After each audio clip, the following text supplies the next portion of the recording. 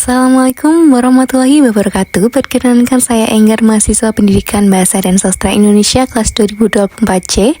Nah, pada video kali ini saya akan membahas salah satu cabang linguistik yang paling esensial, yaitu semantik.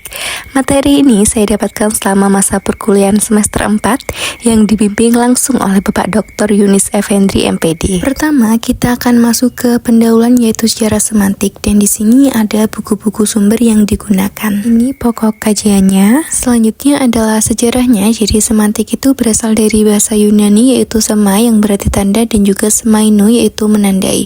Istilah ini baru diakui pada abad ke-19, dicetuskan pertama kali oleh sarjana Prancis Michel Père. Pada awalnya semantik itu tidak diperhatikan, namun seiring berjalannya waktu para ahli mulai menyoroti. Hal tersebut dikarenakan semantik mempunyai hubungan erat dengan ilmu sosial yang lain. Ini adalah tokoh-tokoh dalam perkembangan ilmu kajian semantik. Untuk perkembangannya ada 3 fase. Fase pertama underground period oleh Reisi, kedua fase pertumbuhan lewat karya Michel Père, ketiga fase perkembangan saat Gustav Strand mengkaji makna secara empiris di tahun 1931.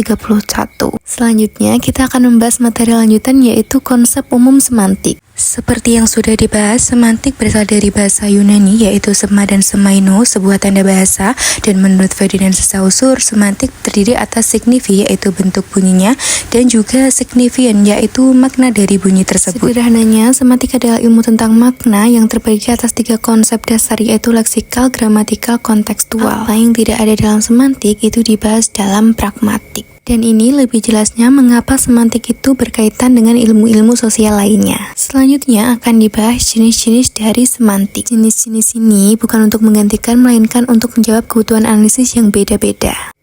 Pertama, semantik behaviorisme, makna yang muncul karena adanya stimulus dan respon. Semantik deskriptif, mengkaji tanpa menilai benar atau salah. Semantik generatif, berkaitan erat dengan struktur dalam kalimat. Semantik gramatikal, makna yang muncul akibat proses tata bahasa. Semantik historis, mengkaji perubahan makna dari waktu ke waktu. Semantik leksikal, mengkaji makna kata sebagai satuan leksikal dalam sistem bahasa. Semantik logika, mengkaji makna berdasarkan prinsip logika formal dan kebenaran proporsional. Semantik struktural, melihat makna melalui hubungannya dengan kata lain dalam struktur bahasa. Dan ini disajikan berupa tabel mengenai jenis semantik yang lebih lengkap lagi.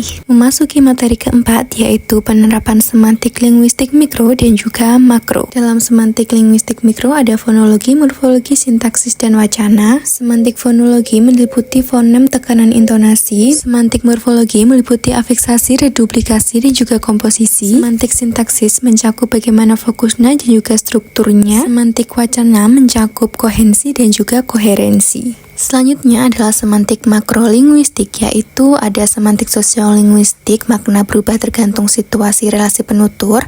Semantik psikolinguistik, makna berkaitan dengan representasi dan penyimpanan kosakata. Semantik antropolinguistik, makna dipengaruhi budaya. Semantik neurolinguistik, makna berkaitan dengan fungsi neurokognitif. Semantik pragmatik, makna dalam konteks penggunaan. Semantik analisis wacana, makna dalam teks dan ideologi. Dan ada semantik linguistik kognitif, yaitu makna konseptual berbasis pengalaman. Selanjutnya adalah deskripsi hubungan semantik dengan kajian linguistik mikro dan makro. Di sini ada mikro terlebih dahulu, fonologi, morfologi.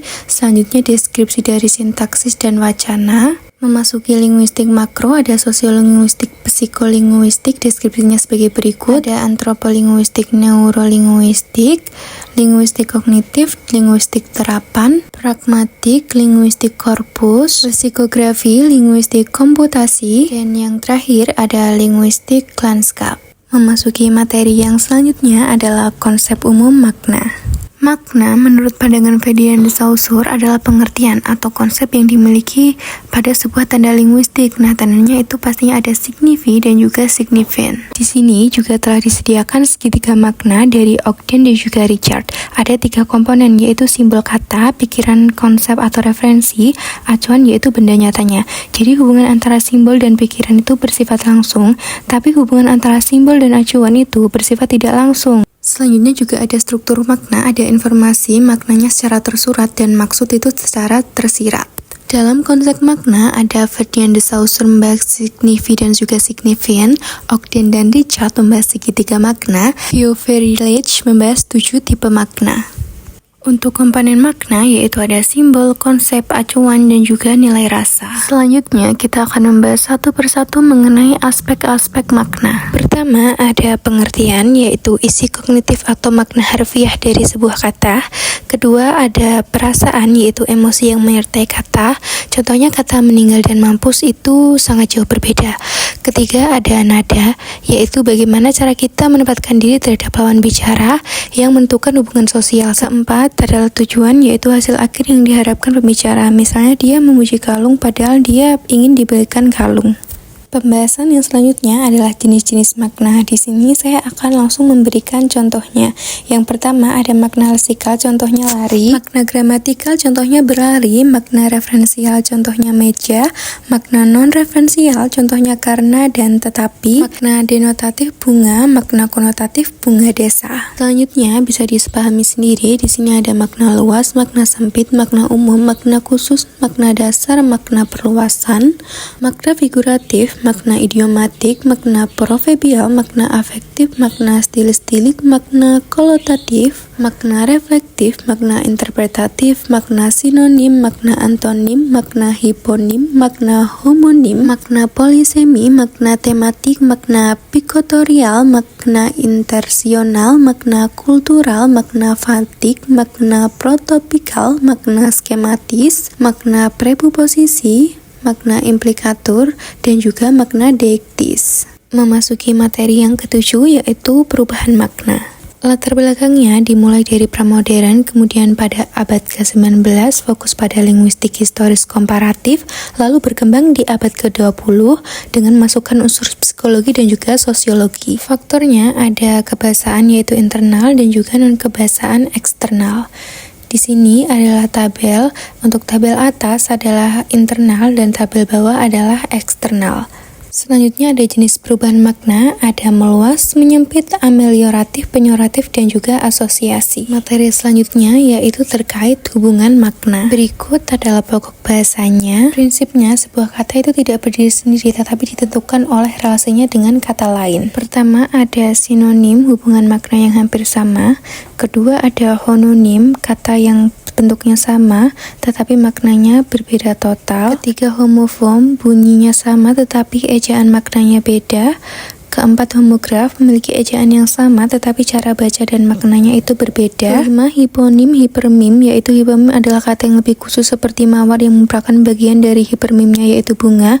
Keenam meronimi, holomini, yaitu meronimi menyatakan bagian dari keseluruhan seperti bait dalam puisi, di mana puisi adalah holomininya atau keseluruhannya. Ketujuh ada antonim, yaitu hubungan makna antara dua leksem yang bertentangan. 8 polisemi, yaitu satu kata punya banyak makna namun masih berkaitan. 9 redundasi, yaitu pengulangan makna yang sama. 10 ambiguitas, yaitu memiliki lebih dari satu makna atau penafsiran sehingga tidak jelas dan sulit memahami maksudnya. Materi yang selanjutnya adalah prinsip hubungan makna. Ini adalah pokok bahasanya. Nah, di dalam hubungan makna itu ada prinsip tumpang tindih, inklusi, komplementer, dan juga bersinggungan. Yang pertama, kita akan bahas mengenai prinsip tumpang tindih.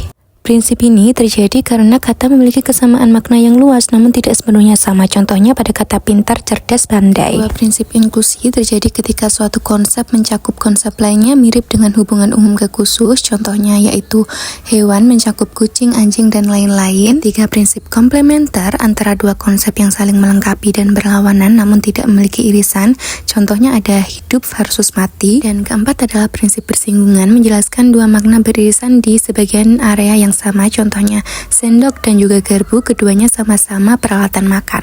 Dan materi yang terakhir adalah komponen dan medan makna. Ini adalah pokok bahasan. Nah, makna itu tidak bisa berdiri sendiri, ia menjalin hubungan yang kompleks dari kategori maupun ciri semantisnya. Di sini terbagi menjadi dua, yaitu ada medan makna dan juga komponen makna. Pertama kita akan bahas yaitu medan makna. Sederhananya, kosakata bahasa itu tidak tersusun acak, melainkan terkelompok dalam ladan makna tertentu.